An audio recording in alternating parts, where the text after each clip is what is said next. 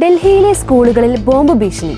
DPS Dwarka ഉൾപ്പെടെയുള്ള സ്കൂളുകളിൽ നിന്ന് വിദ്യാർത്ഥികളെ ഒഴിപ്പിച്ചു. Delhi public school Dwarka, Krishna model public school, Sarvodaya Vidyalaya ഉൾപ്പെടെ ഡൽഹിയിലെ നിരവധി സ്കൂളുകൾക്ക് ഇന്ന് ബോംബ് ഭീഷണി ലഭിച്ചു.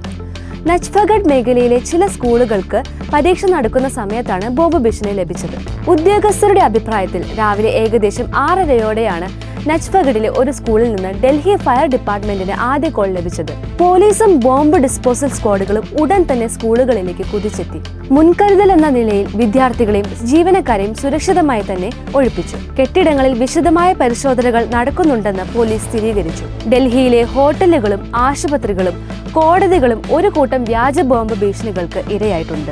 ഇത് പലതവണ ഒഴിപ്പിക്കലിനും കർശനമായ സുരക്ഷാ പരിശോധനകൾക്കും കാരണമായി. സെപ്റ്റംബർ 13-ന് താജ് പാലസ് ഹോട്ടലിനും മാക്സ് ഹോസ്പിറ്റലിന്റെ 2 ബ്രാഞ്ചുകൾക്കും നേരെ ഒരു കൂട്ടം ബോംബ് ഭീഷണികൾ ഉണ്ടായിരുന്നു.